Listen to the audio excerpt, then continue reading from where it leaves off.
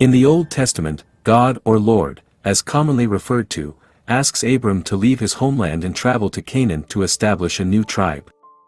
Abram, who is 75 years old at the time, heeds this call and embarks on the journey with his wife Sarai and nephew Lot. After a long voyage, they reach the promised land of Canaan, where they learn that this land has been chosen for them and their descendants. However, Canaan was already inhabited by various Canaanite tribes when they arrived. These tribes, such as the Hittites, Amorites, Hivites, Jebusites, Perizzites, and Jebusites, are frequently mentioned in the Old Testament. The Canaanites were a diverse group of people with their own unique cultures, languages, and religious practices, including polytheism. They were primarily agriculturalists but also engaged in trade and other economic activities. The biblical narrative does not provide a specific date for Abram's arrival in Canaan, but it is generally believed to have occurred in the early 2nd millennium BC. The relationship between Abram and the Canaanites is complex and often tense. In some passages, the Canaanites are depicted as hospitable and welcoming to Abram and his family, while in others, they are shown as hostile and antagonistic. Despite the challenges he faced, Abram eventually establishes himself and his family in Canaan. At the age of 99, Abram enters into a covenant with the Lord and his name is changed to Abraham. Abraham passes away at the age of 175 and is laid to rest in the cave of Mela near the city of Hebron, located in the present-day West Bank. Abraham has two sons, Isaac and Ishmael. Isaac is considered the ancestor of the Jews, while Ishmael is regarded as the ancestor of the Arabs. Although they share the same father, their mothers are different. Sarah gives birth to Isaac, while Ishmael is born to Hagar. Isaac, despite his wife Sarah's infertility, is blessed with a son named Jacob when he is around 60 years old. Jacob receives a new name, Israel, from the Lord. The 12 sons of Jacob become the first generation of the children of Israel, also known as the Israelites. Over time, these 12 sons' lineages form the 12 tribes of Israel, as described in the Old Testament. Under the leadership of Joseph, one of Jacob's sons, the Israelites enter Egypt. Initially, they live peacefully and securely in Egypt, thanks to Joseph's high position in the Egyptian administration. However, as the Egyptian regime changes, their situation deteriorates. The Israelite population grows, and the new pharaoh becomes apprehensive about them. The Israelites face a period of severe oppression in Egypt, despite believing that they are chosen and blessed by God. They are enslaved and subjected to the polytheistic practices of the idol-worshipping Egyptians. They are forced to work relentlessly in Pharaoh's cities, where he claims divine authority. This oppression continues until a savior, sent by God, arrives. That savior is Moses, who receives instructions from God to approach Pharaoh and lead the Israelites out of Egypt. According to the Old Testament, the Israelites embark on a journey from Ramesses to Sukkot. In addition to women and children, there are approximately 600,000 men on foot. They had resided in Egypt for a period of 430 years. According to the Old Testament, Moses revealed the 10 Commandments to the Israelites. The first of the 10 Commandments were revealed to the Israelites through Moses, as described in the Old Testament. The first commandment served as the cornerstone of Jewish belief, emphasizing the oneness of God and the practice of monotheism. This divine commandment became the foundation of Jewish culture, shaping their religious practices and values. Consequently, the Ark of the Covenant, containing the 10 Commandments and other revelations given to Moses, held immense significance as the most cherished possession and symbol of the Jewish people. Under the leadership of Joshua, who succeeded Moses, the Israelites carried the Ark of the Covenant, their sacred relic, as they conquered Canaan. They engaged in battles against tribes that worshipped idols, and their rallying cry became, "Hear, O Israel, the Lord is our God, the Lord is one." During their struggle in Canaan, which spanned generations, the Israelites lacked a centralized state and instead rallied around religious judges during times of war. Their desire for a monarchy led Samuel to appoint Saul as the king, initiating the monarchy of Israel. Although Saul achieved victories, it was David, a descendant of Judah, who founded Israel's first dynasty and significantly elevated its power. David conquered Jerusalem, establishing it as the capital. He faced conflicts with various tribes, including the Philistines, who originated from the Aegean area and settled in Canaan around 1175 BC. The Philistines occupied a strategically important coastal region extending from Gaza to Tel Kassel, near present-day Tel Aviv, which was fertile and situated along a vital international trade route. Their 5 main cities, Gaza, Ashdod, Ashkelon, Ekron, and Gath, were located along the southern coast of Canaan. A notable clash occurred between David and the Philistine giant Goliath during an extensive conflict between the two nations. David emerged victorious not only militarily but also diplomatically.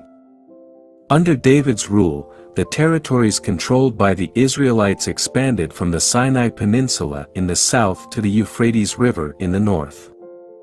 One of David's ambitions was to construct a magnificent temple to house the Ark of the Covenant, which had been carried on backs or hidden away until then. However, this task was undertaken by his son Solomon. Solomon commissioned the construction of a magnificent temple in Jerusalem, where the Ark of the Covenant was eventually placed. After centuries of migrations, wars, and chaos, the Israelites found prosperity, peace, and security during the reigns of David and Solomon. However, after Solomon's death, the nation faced internal conflicts and external threats. Rehoboam, Solomon's son, became king but faced resistance due to his refusal to alleviate the tax burden as demanded by Jeroboam and the people. This led to the division of the united monarchy into the northern kingdom of Israel and the southern kingdom of Judah around 931 BC. In this division, the 10 northern tribes made Jeroboam their king, while only the tribes of Judah and Benjamin remained under Rehoboam's rule, alongside the Levites. This separation marked a period of political instability and conflict, with both kingdoms experiencing varying degrees of prosperity and challenges. The northern kingdom eventually established its capital in Samaria, while the southern kingdom continued to have its capital in Jerusalem. In 722 BC, Samaria was invaded by the Assyrians, resulting in the gradual disappearance of the 10 tribes residing in the northern kingdom of Israel. Many were exiled and assimilated, losing their distinct identities. From that point forward, they became known as the 10 Lost Tribes of Israel. The southern kingdom of Judah, governed by the lineage of David, endured until 587 BC when King Nebuchadnezzar of Babylon invaded Jerusalem and overthrew the kingdom. Jerusalem was razed to the ground, and the temple built by Solomon was destroyed. Many Jews were enslaved and exiled to Babylon, a period of captivity that lasted for 50 years until the Persian conquest of Babylon by Cyrus the Great in 538 BC. Cyrus the Great issued a decree allowing the Jewish exiles to return to Jerusalem and rebuild their temple, granting them the status of a self-governing province within the Achaemenid Persian Empire. This act aimed to secure the loyalty of the Jewish people by honoring their cultural and religious customs. For the first time in their history, the Jewish nation was returning to their homeland. The recovery and rebuilding process took 70 years, culminating in 458 BC with the rise of Ezra, a priest, and his assistant Nehemiah. Ezra and Nehemiah began the reconstruction of Solomon's temple, which had been in ruins for about 150 years. This marked the beginning of the Second Temple period in Jewish history. Throughout this period, Jews lived under foreign rule, except for a brief period of independence during the Hasmonean kingdom established after the Maccabean revolt. The revolt, also known as the Maccabean Uprising, was a Jewish rebellion against the Seleucid Empire and its Hellenistic influence, particularly under King Antiochus IV. Antiochus IV's imposition of foreign customs and religion, including a ban on Jewish practices and desecration of the temple, sparked widespread dissent. The revolt was catalyzed by the defiance of a Jewish priest named Mattathias, leading to an open rebellion by his sons known as the Maccabees. The rebellion successfully liberated Jerusalem and achieved significant success in a short span of time. In 164 BC, the traditional festival of Hanukkah was celebrated in the cleansed temple, symbolizing the removal of pagan gods and symbols. In 63 BC, Roman commander Pompey captured Jerusalem and ended the Hasmonean state, marking the end of the last independent Jewish kingdom. From then on, with a few interruptions, the land was governed by the Romans. Initially, the relationship between Rome and the province of Judea and its Jewish inhabitants was relatively peaceful. However, tensions grew over time, exacerbated by the crucifixion of Jesus, a Jewish preacher who was seen as the Messiah by his followers. The crucifixion had both broader implications for Roman authority and specific consequences for the Jewish community. Internal divisions within the Jewish leadership and the growing number of Jesus' followers led to rising tensions. By 66 AD, the Jews initiated a major revolt, which escalated into the First Jewish-Roman War. The Romans, superior in military strength, engaged in a 7-year conflict with the Jews. In 70 AD, Emperor Titus entered Jerusalem after a prolonged siege, resulting in the destruction of the city, including the Second Temple. Many Jews were killed, enslaved, or dispersed to various regions, including the eastern Mediterranean and Mesopotamia. Once again, history witnessed the exile of the Jewish people, this time at the hands of another empire. The Arch of Titus in Rome, built to commemorate the victory in the Jewish War, depicts the spoils taken from Jerusalem's temple, including the menorah and showbread table. In 1949, inspired by the arch's relief, Israel adopted the menorah as its emblem, symbolizing the endurance and resilience of the Jewish people throughout history. After the capture of Jerusalem in 70 AD, the Romans established a colony called Aelia Capitolina on the city's ruins. The First Jewish-Roman War ended completely in 73 AD. Roman policies led to a decrease in the Jewish population in the region, but a significant number of Jews still lived in and around Jerusalem. However, a new unrest known as the Bar Kokhba revolt erupted in 132 AD, changing the situation. By this time, a massive temple of Jupiter stood where the former Jewish temple had been, and the city had essentially transformed into a Roman military garrison. The Roman historian Cassius Dio described the aftermath of the revolt, stating that many important outposts and villages were destroyed, and a large number of people perished due to raids, battles, famine, disease, and fire. As a result, almost the entire region of Judea was left desolate. The consequences of the Bar Kokhba revolt were devastating for the Jewish population. Jewish war prisoners were recaptured by the Romans and sold into slavery. Jews were also restricted from entering Jerusalem, except on certain religiously significant days. In response to the conflicts between the Jews and Rome, Emperor Hadrian renamed the Judean province to Syria Palestina, intending to diminish Jewish association with the territory. Additionally, due to the wars, a significant number of Jews voluntarily migrated from Judea. When Islamic armies conquered Palestine in 638 AD, the Jewish population was estimated to be around 150,000. However, they were still prohibited from entering Jerusalem. Caliph Omar lifted this ban after capturing the city, granting Jews the freedom to settle in Jerusalem again after 500 years. Although some restrictions were imposed over time, they did not significantly limit Jewish freedoms. However, high taxes, especially on agricultural lands, led many Jews to migrate from rural areas to cities and eventually to leave the country. By the end of the 11th century, the Jewish population in Palestine had significantly decreased. During the Crusades, which began with the seizure of Jerusalem in 1099, Jews faced heightened persecution and violence. European Jewish communities, particularly along the Rhine and Danube rivers, suffered devastating attacks. This violence even spread fear among Jewish communities in the Middle East. Jewish and Muslim forces united against the Crusaders but faced mass slaughter upon the defeat of the city. The Crusaders showed no mercy, indiscriminately taking the lives of everyone they encountered, including women and children of Jewish and Muslim faith. In Jerusalem, Jews and Muslims fought together, but the Crusaders destroyed a synagogue. Surviving Jews in Jerusalem faced execution, forced conversion, or had to pay ransom.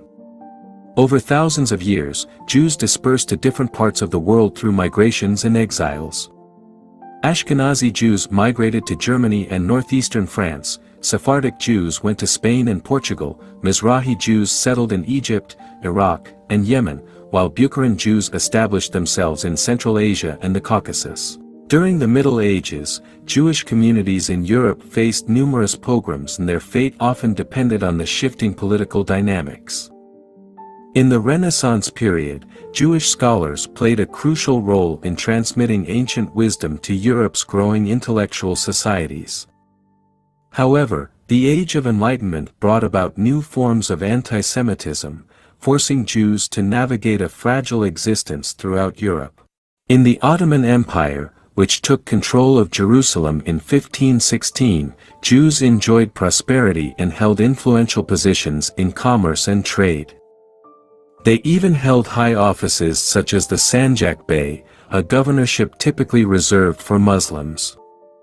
The Ottoman Empire welcomed Sephardic Jews expelled from Spain and Portugal in 1492, allowing them to settle in wealthier cities like Istanbul, Salonika, and Jerusalem. These Jewish communities thrived and left a significant impact on the cultural and social fabric of the Ottoman Empire. Notable figures like David Ben-Gurion, the founder of Israel, and Chaim Weizmann, its longest-serving president, studied in Istanbul. However, non-Muslim citizens, including Jews, were required to pay the jizya tax and faced certain restrictions. In 1860, Jewish journalist Theodor Herzl proposed that Jews should leave Europe to avoid anti-Semitism and cultural assimilation. He advocated for the establishment of a Jewish homeland in Palestine, publishing Der Judenstaat, the Jewish state, which gained prominence in the Jewish world.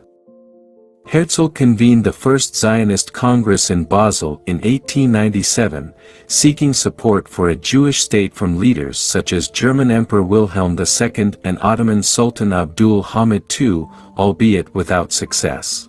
The Zionist movement gained momentum in the early 20th century, especially after the Balfour Declaration of 1917, which expressed support for a national home for the Jewish people in Palestine, then an Ottoman region with a small Jewish population. However, Arthur James Balfour, known for the Balfour Declaration, was also noted for his anti-Semitic views. In 1905, he supported the Aliens Act, aimed at limiting the immigration of Russian Jews to Britain, considering them undesirable. Balfour's advocacy for a Jewish homeland in Palestine was partly influenced by his preference to reduce the historical discomfort he believed the Jewish presence had caused in Western civilization, a presence that Europe couldn't fully expel or assimilate. After World War I, the defeat of the Ottoman Empire led to Palestine coming under British administration as part of the League of Nations mandate system. This period, known as the British Mandate, witnessed a surge in Jewish immigration to the region, leading to escalating conflicts among the Jewish and Arab populations and with the British authorities. The Arab Revolt of 1936 marked a significant event during this time. In 1939, resistance against British rule and Jewish immigration led to the issuance of the British White Paper proposing a joint Arab-Jewish state. During the Arab Revolt, British forces engaged in combat, resulting in the deaths of over 2,000 Arabs, while 108 individuals were hanged and 961 deaths were attributed to gang and terrorist activities. Palestinian historian Wed Keaty's analysis suggests that approximately 19,792 Arab casualties occurred following the revolt. During this time, Jewish paramilitary groups, including the Irgun, carried out numerous attacks. The Irgun, described as a terrorist organization by sources such as the New York Times and UK Prime Minister Winston Churchill, conducted 60 attacks against Palestinian and British targets. Their actions included assaults on British police stations, assassinations, bombings of transportation and infrastructure, as well as strikes against British military and administrative targets. Notable incidents during this period include the 1946 bombing of the King David Hotel, which caused 91 deaths, including 28 British citizens. Additionally, a series of attacks in 1947 resulted in casualties among the British, Arab, and Jewish populations. However, the Holocaust during World War II intensified the urgency of the Zionist movement's quest for a sovereign Jewish state. The genocide of 6 million Jews by Nazi Germany garnered international sympathy and support for the Jewish cause. In 1947, the United Nations approved a plan to partition Palestine into separate Jewish and Arab states, despite Arab rejection of the proposal. Subsequently, in 1948, the State of Israel declared independence, sparking the Arab-Israeli War, also known as the War of Independence. Over the following decades, Israel faced conflicts with neighboring Arab countries, including the Suez Crisis in 1956, the Six-Day War in 1967, and the Yom Kippur War in 1973. However, achieving lasting peace remained challenging. The 1990s brought hope with the Oslo Accords between Israel and the Palestine Liberation Organization, but a lasting peace agreement remained elusive. The turn of the century witnessed ongoing conflict alongside efforts at dialogue and negotiation. The Israeli-Palestinian conflict continues to present significant challenges, primarily due to the ongoing occupation and expansion of settlements in the West Bank. This concludes our exploration of this rich and complex history. If you found this enlightening and want more content like this, please subscribe and share your views in the comments. Share this video with those who love history. Your support helps us bring these historical narratives to light. Thank you for joining us on this journey through time.